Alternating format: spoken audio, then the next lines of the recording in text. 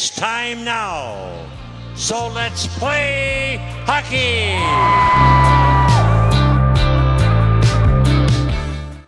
Hello and welcome to the Let's Play Hockey podcast. Another summer gone by, another hockey season on the doorstep. We're coming at you from the Pull Tab Sports Cub Food Studio here in Stillwater, Minnesota.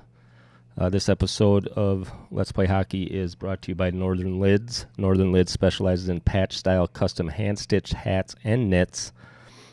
Give Northern Lids a visit at www.northernlids.com. Let's Play Hockey. We get our hats from Northern Lids.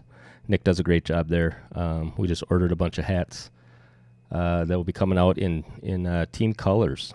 So you can get Let's Play Hockey lid in your team color. We're excited about that. We'll get that out to you once we get them in stock. Joined here by Bryan Bonnet, former Hobie Baker Award winner, former Gopher, White Bear Lake, Mr. Hockey. Speaking of Gopher hockey, college hockey starts this week. Do you miss it? You remember those days? Yeah, I miss it. I do remember those days coming in to training camp. That's when you got in shape. So that's not what happens anymore. These fellas come in ready to go. Super exciting.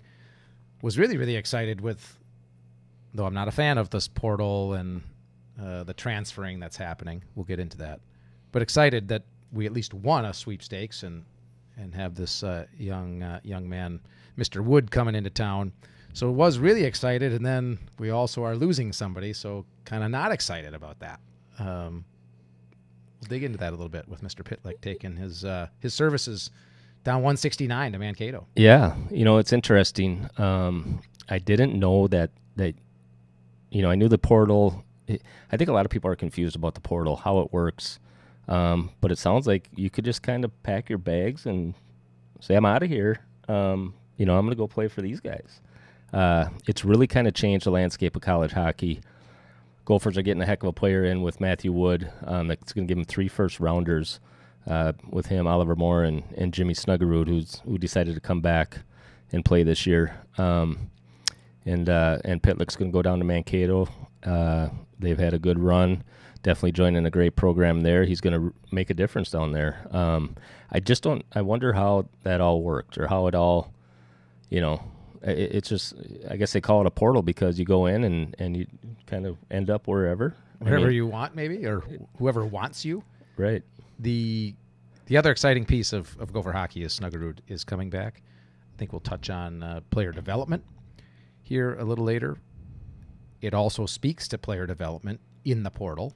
Why does Mr. Wood put his name into the portal? He's not developing like he should be, wants to be. It looks like he's got some pretty good numbers coming out of his former team. So there's a risk there. You really are taking a chance. Each and every time you move on to another team, and especially as you move to the college level, for players, even if I go back to my days, I had scholarships at basically any college I wanted to. I was very fortunate in that sense. My whole hockey career could have changed depending on where I would have went. And I had an opportunity at Maine. My roommate would have been Paul Correa. Oh, really? They knew he was good, but they didn't know he was going to be this good. Right. He came in as a freshman and had 100 points. My career might be totally different. 1, I might have played with him. Mm-hmm. 2, I might not have played. I think you would have played. Same at Wisconsin or Harvard or Minnesota. So to think that my career would have been, I don't know, a level even above what it was here at Minnesota, because I would have played at Michigan with Brendan Morrison or at Boston U with Chris Drury, that's not true. So here we are, I think, in a world today where players are making these jumps way too early and maybe way too quick. And so here comes Mr. Wood. And last year, if we go into the portal, we could see a bunch of different names in there that really surprised me. Like, why are you leaving? You don't like the coach. Coach doesn't like you. You didn't get better the way you wanted to get better. This is even trickling down into youth hockey, I believe. I was just going to say that. And from a development standpoint, it used to be kids wanted to play, you watch Miracle, right? You go back and I just talked to, I was up in Eveleth and talked to some friends of Mark Pavlich. And, back then the goal the goal was to play college hockey, and once you reach that goal, the goal was to win a national championship. That has completely changed, I think, for a lot of the players who probably enter the portal. Are they entering the portal because they want to go to a program that's got a chance to compete for a national title, or is it a pro move? Are they going because, well, coach said I can be on, PP 1 or 2, that's going to give me a better opportunity to maybe sign that contract. I got to think nowadays, there's more moves being made from an individual standpoint more than a team standpoint. I think you're right. What's going to give me the best chance to get to that next level? Less so than, hey, I want to go here because I think they got a chance to win it all. And that's what I want. I want to be a part of that team or part of that program. And yeah, I've heard that the portal, we should dig into this a little bit more. So I didn't come prepared, but it has been a very cloudy area. I believe you have X a number of years of eligibility. I think it's 4. Then you have the red shirt. So sometimes that can be a little tricky, like someone played a couple of games, but they redshirted. So 4 years. I thought there was some age limits, like you got to be done by age 26. I'm not sure that's the case, which we'll get into later with the CHL and the NIL. I also believe you get to do it one time. So it's not unlimited. So in Pitlick's instance, he's making his move now. But I believe it's uninhibited. You throw your name in the portal, you can have conversations with any team, with any coach. My worry is that sometimes the players are doing that before they go into the portal. You're playing in the summer with a couple of buddies, and someone says, come on out to Boston U. Mm-hmm. We've talked about that. I don't necessarily love that. It also points to the players that jump into the portal, again, thinking, I'm not playing enough. So if I move to school, B, I'm going to get to play. Well, they got some good players coming in too. So why not pay your dues when you go back to, I want to make a decision if I get an opportunity to play college hockey, and then I'm going to stick with that. And I want to win a national championship. And maybe the program isn't as powerful or as strong in past history that some of those big schools are big names. But we've seen Quinnipiac and Mankato State, and these teams compete. So make a good decision. It's got to be a good fit, but we don't know if it's going to be a good fit. And if a coach leaves, that's a different circumstance. We're not necessarily seeing that, where circumstances absolutely change. Right. And by the way, why isn't that a good thing? You never know till you stick it out. Coaches are not trying to make you worse as a player. They're trying to make you better. I think college hockey coaches now really have a tough go. You look at the recruiting process, you think that you get a kid, you got it, well, all right, I got this kid for 4 years. I can develop him. He's going to start, maybe 4th line. But I think by the time he's a junior, by the time he's 22 years old, he's going to be one of our top guys. Well, now you don't know if you're going to have him, even till through the end of the season. So how does that change coaching? How does that change your approach as a coach, even from a recruiting standpoint? It's almost like you look at Major League Baseball. Do you draft and develop, or you just go on the free agent market and just spend the money? That's kind of where college sports is going. It's becoming an extension of professional leagues, kind of. You think? I mean, it is, and each sport is unique. But you have that UNLV quarterback who's now going to go redshirt and leave the school because he didn't get his NIL money. Just the frame of mind there is mid-season too, right? Mid-season, just I'm done. Yeah, I don't know why we don't believe that's going to trickle into our, college athletics across the board. That worries me. As this pod's all about hockey and Minnesota hockey, but we love hockey, right? And we want opportunities for players, and we want to see teams and programs grow. Really hard for a program to create. That desired state. Like, people want to come to our school. Well, why? Because we're going to stick around. We're good people. We're going to help you develop. We're going to have some opportunities to play in the playoffs and maybe the Final Four. But we're going to stick around and help you get better. And we're going to give you an education, and let's get you to graduation, right? Yeah. We're kind of forgetting about that whole thing. It is it is an educational institution. It's an academic institution. but that kind of gets put to the side. Yeah, I got to give Snuggerud credit for coming back. I really think the Gophers are going to be good. Don't know a lot about this Wood kid, Oliver Moore. I've heard from some scouts that he just looks different on the ice, amongst his peers. So I think he's going to take a big step forward. But yeah, who's to say if Wisconsin says, "Hey, we got $100,000 here for you, Oliver. Why don't you come play for us next year?" Would you blame the kid for saying no? I mean, would you? Is that legal? I think it is, right? I think it is. What I'm worried about, and let's jump into the CHL, Canadian Hockey League. What I'm worried about is that even if it's not legal today, they're going to sue and win in court because of so many, NIL cases and suits that are, in front of a judge or going to be decided on here. The dam is broken. So I don't think there's much risk for programs, if they've got deep pockets, to go and lure in a couple of players. And it's an unfair playing field. If you look across the United States, football, basketball, I'm worried about much more than hockey, but hockey as well. The leveler was scholarships and opportunity to play. Mm-hmm. And people might chase that money or think about it way too early. Again, you're just developing, but money seems to get in the way of a lot of things in life. It does. And now we've opened the door here to certain players making money who maybe not even have earned it yet. Right. So one of those suits in the NCAA, I mean, we're going back to try to pay players back from 2016 to 2020, a 4-year period. And then you got Reggie Bush, a football player at USC. He wants to go back and get his NIL money from, I don't even know what years he played. I think it was like 2003. I mean, 20 he years. made a lot of money for that school. Mm-hmm. So we've now opened the door there. And if players are interested in that, again, it tells you the direction. It's not that path you talked about. Play NCAA hockey. Try to win a national championship. Develop, and maybe I get a chance to play pro hockey. Right. I'm not sure that's the path today. You look at a college coach, are you more concerned with recruiting players, or do you need to go recruit local businesses and boosters to pay these players?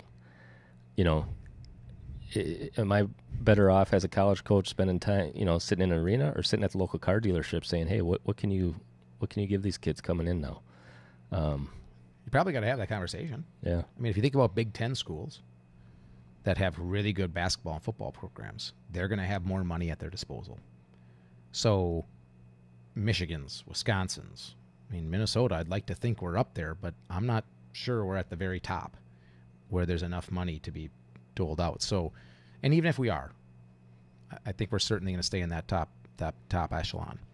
I don't want to just be up there with 4 schools. We want to have opportunities to play against the underdogs too along the way. Right. So that's what worries me, is at some point this maybe our hockey program here stays in the top 10, but our basketball and football drop. There's going to be some ramifications here from some of these court cases. Well, it should. Soon. I think recruiting has really taken a back seat to whoever can raise the most money. And like you said, scholarships was the equalizer. You got to go out and recruit. You got this many scholarships. Go and try and get the best team you can, and have at it.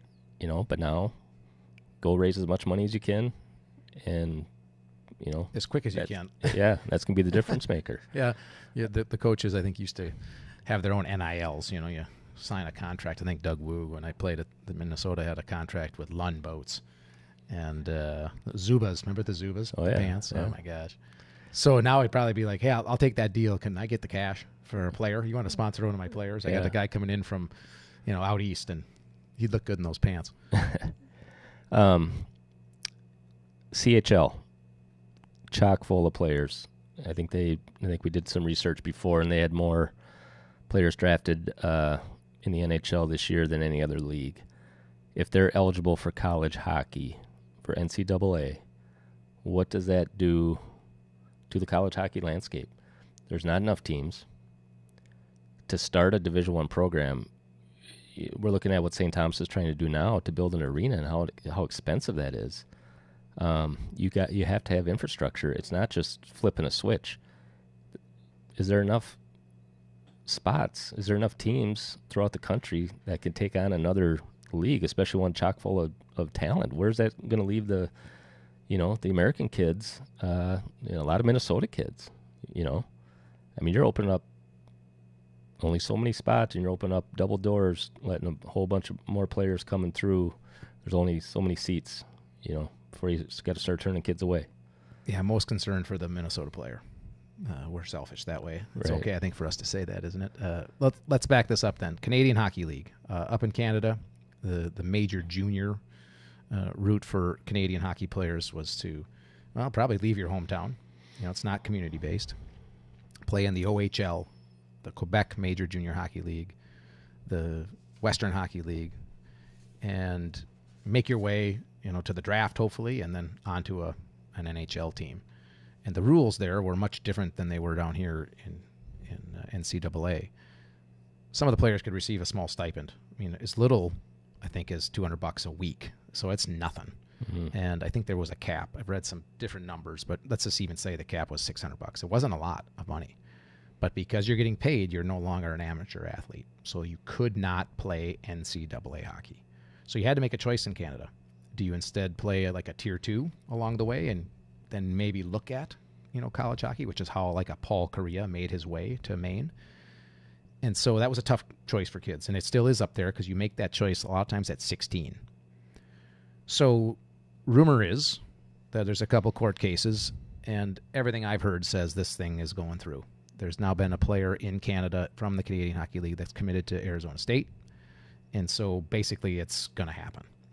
The challenge, the problem here for Minnesota players or for hockey in general is that those players could go play in the Canadian Hockey League and they age out at 20. And they could come down here for 4 more years based on everything I'm seeing. Right. There's, how many players did you look up that are in that league? I mean, these are big numbers. 60 teams.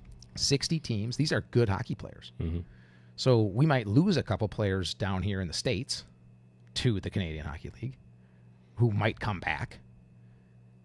But either way, this is going to take a lot of our jobs, a lot of our opportunities at the college level. And I don't see college hockey expanding quickly, but nowhere near the rate it would need to cover some of those roles. And it's going to affect the USHL as well, I believe, because that's our kind of premier league here in the States on your way to college hockey. The top league, top teams, basically the CHL is got 4 of those leagues. Right. So now we're going to have 5 leagues. Right. And you're competing against the world.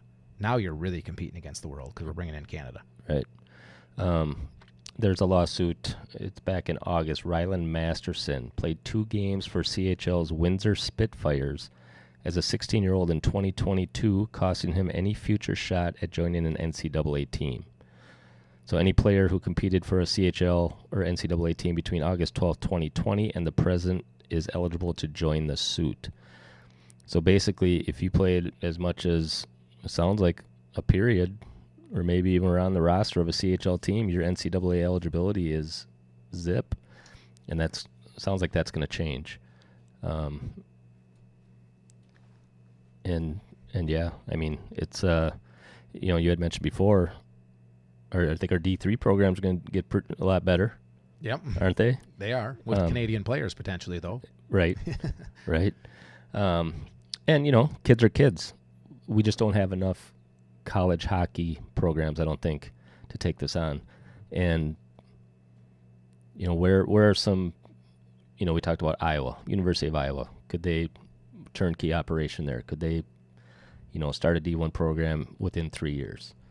I mean, Augustana's done it. Pretty impressive what they've done up there. But I think, especially down south, would like to see some growth in Florida, Southeast. California is getting bigger. Arizona State, obviously.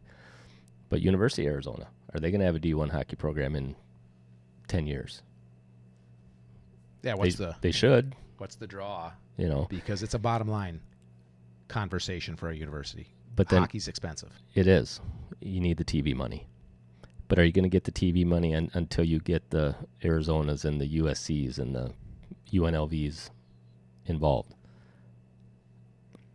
The fan base in Minnesota, Michigan, Massachusetts probably isn't enough for a huge TV contract. And is it ever big enough to provide enough income to make that more of a no-brainer? Like, hey, let's find the right people to build a rink, because that's the most expensive piece here. We got to find a way to build a rink, but then those budgets, they're expensive.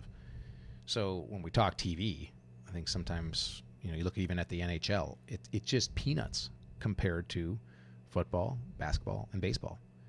I mean, the check that these owners get written before the season even starts, you don't get that in hockey. So you need a base. You need that TV contract, but also the sponsorships and people in the seats.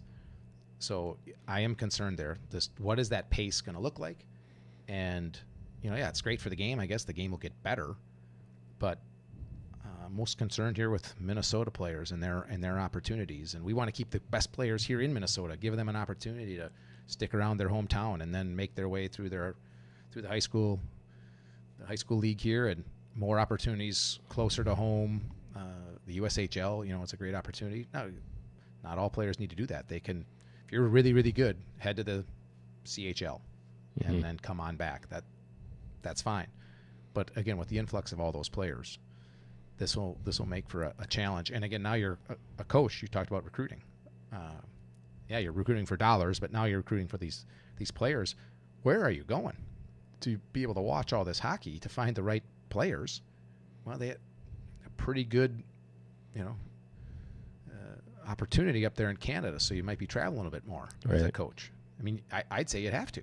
Think about that. If you're trying to get better and you could find a 19 or 20-year-old, I don't know, 4th-round pick, 5th-round draft pick, hey, come on down for 4 more years. Really develop, because you haven't, to that extent you hope for in the CHL. Come on down for 4 years. We'd love to have you, on our blue line. You're 6'4", 220. Come on, how do you not take that player over a 17, 18, 19-year-old down here? Do you think it'd be wise to expand the junior eligibility age past age 20? So many kids now, once they hit that age 20, they're going to have no place to go, no place to play anymore. Do you anticipate club hockey expanding? It's already gotten pretty big. But then again, you need ice. You need ice, and you need dollars. Yeah. I see that as an opportunity. You're right. And a lot of these rules are going to have to change, because CHL, the way you get drafted, how long you can stay with a club. CHL's 2 years versus 4 years down here in the NCAA, where the NHL team owns your rights. So that's going to have to change, and whether you go to a training camp and come back. There's a lot of changes that are going to have to happen here. But I think, like, the way the NIL has pushed this, because that's truly what's driven this, is the monies. Allowing players to be paid has allowed players to say, we're not amateurs anymore. We're all kind of equal. So that has pushed it. I see this happening first. NCAA is going to be forced to do this. The NHL is going to have to, catch up. They're the ones that are going to have to change their rules quickly. Right. The players are going to, they don't care. Hey, I want to just make my move from the CHL. I'm 20 years old. I want to go to Arizona State for 4 years. I'm going. NHL, you figure it out. I don't care. My draft status, that's your problem, not mine. Right. You know what I mean? I'm still trying to go play college hockey. Hopefully I can actually become a free agent now. I'm really going to get a 2-for-1 on this thing. I wonder if the NHL would financially back NCAA expansion. Because you got to think, in order for them to get the TV contracts basketball and football get, or even get close to that, they got to expand their fan base, right? Let's face it, NCAA football, NCAA basketball are huge. Their fan bases are huge. Hockey is not, but it's because they're not in the big markets. A lot of the big southern markets, especially.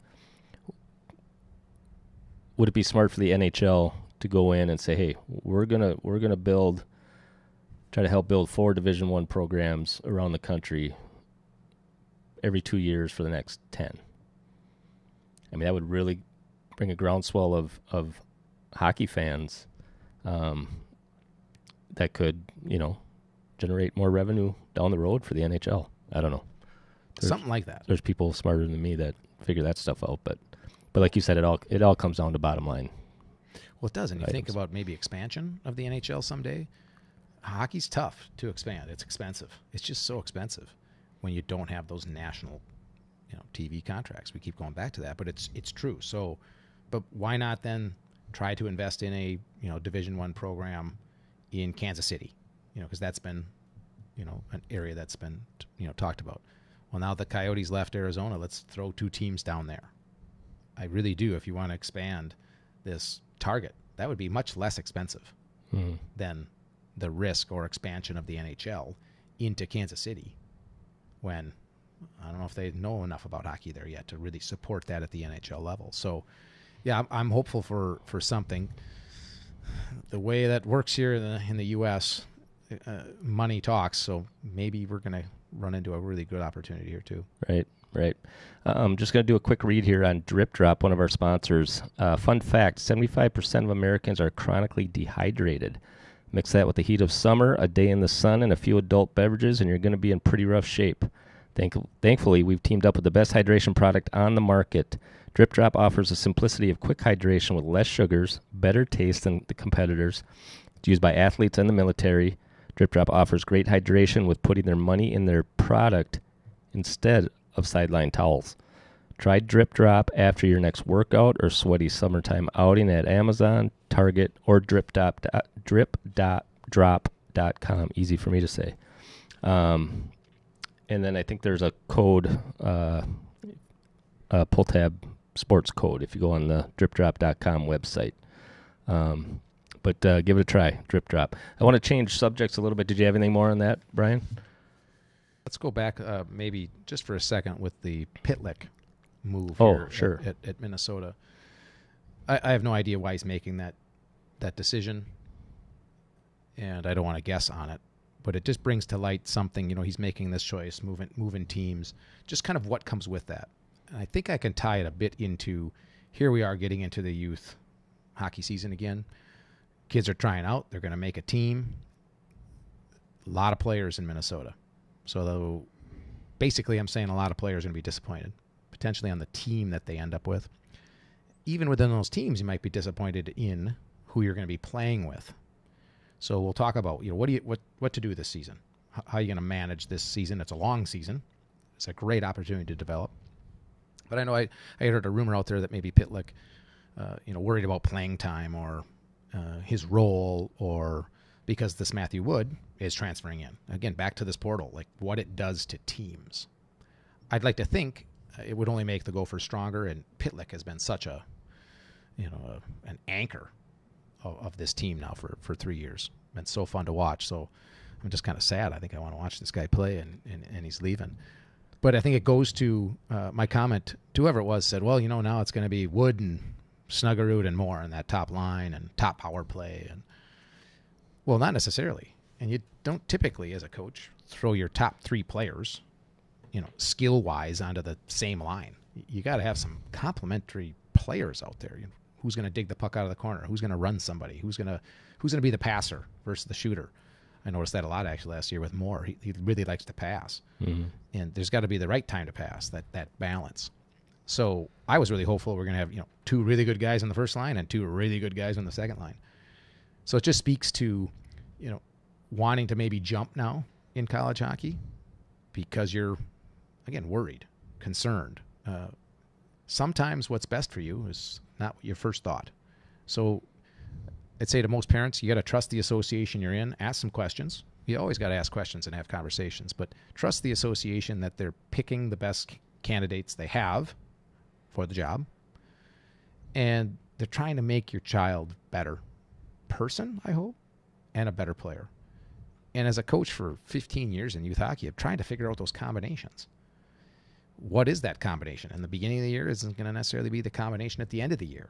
These kids are going to develop. I'm trying to put them in the best spot to succeed. And some of that has to do with who you're playing with. It also has to do with who you're playing against.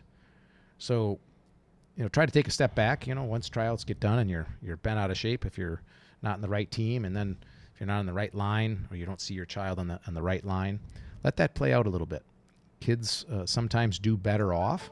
If I can go back, it's a long time, but played on a lot of different lines and was surprised sometimes at which lines clicked more than the others. Yeah. So take a step back and just kind of let that play out. It's a long season.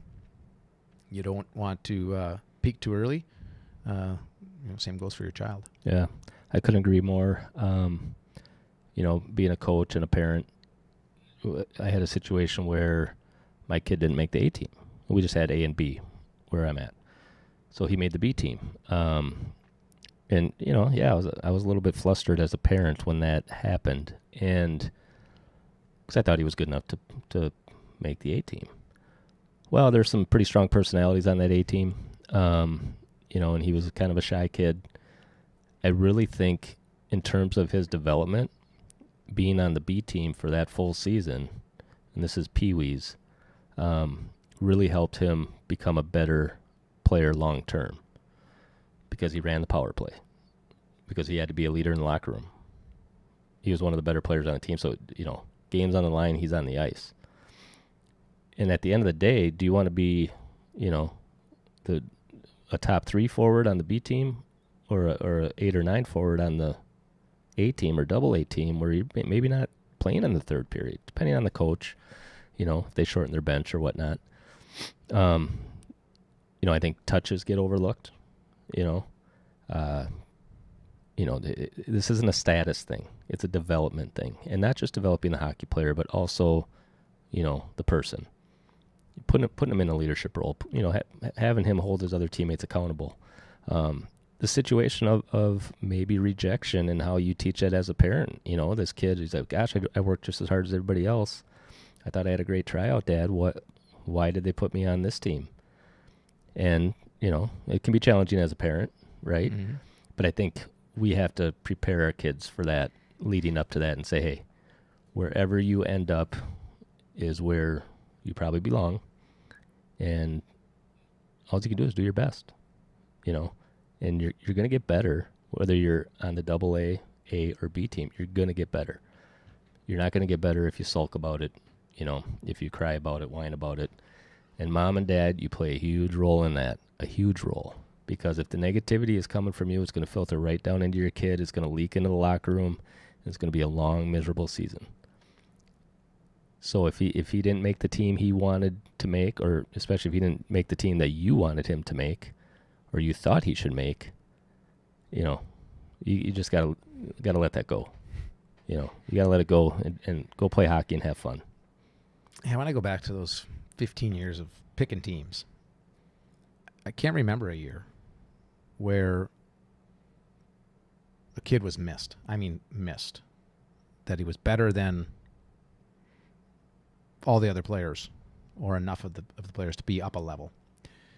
It was everybody was equal, and so if you're not better, and you're equal, then the coach gets to just pick, and that's not always easy. Just so you know, it's really difficult where to put them so they best develop. I do believe coaches are trying to do that, and then typically they have some experience from years past to go, this is what will benefit us most. Here's what I see in this kid right now.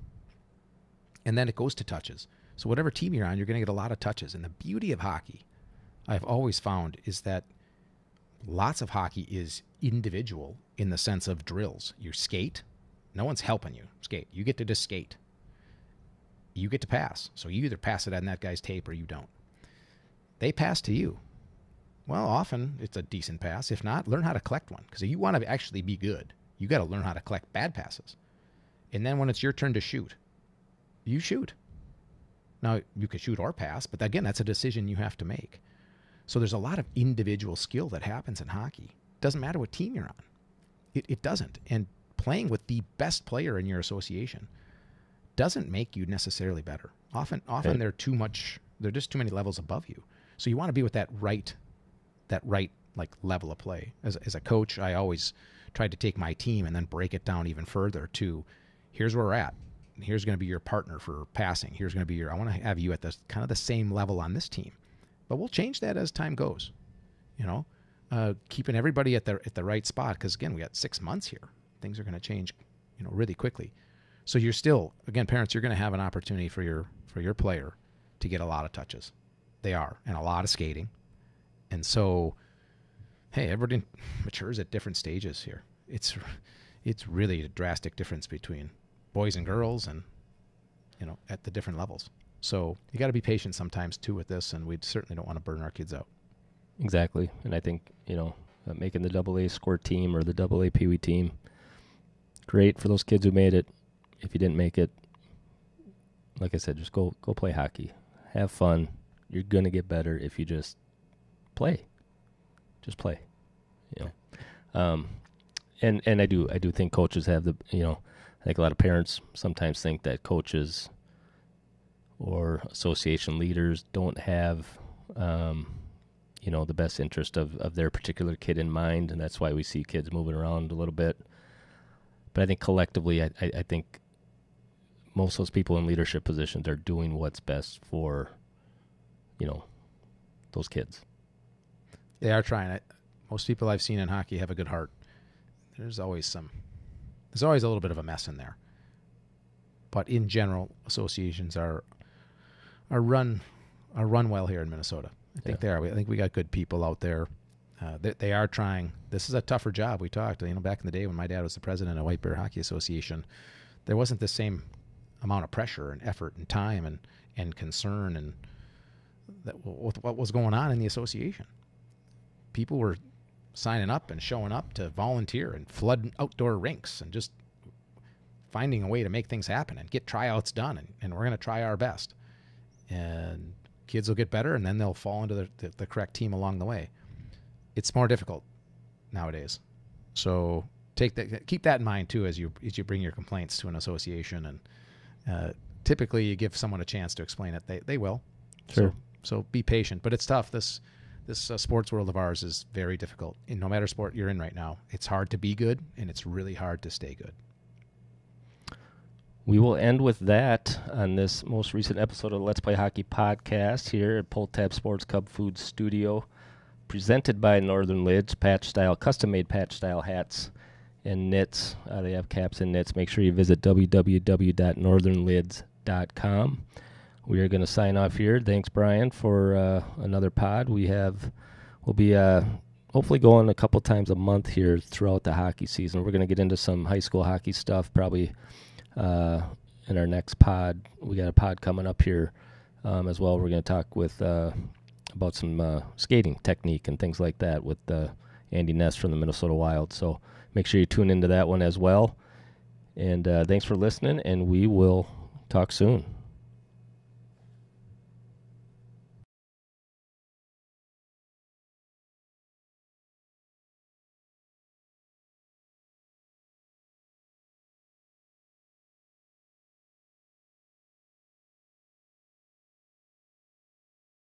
It's time now. So let's play hockey.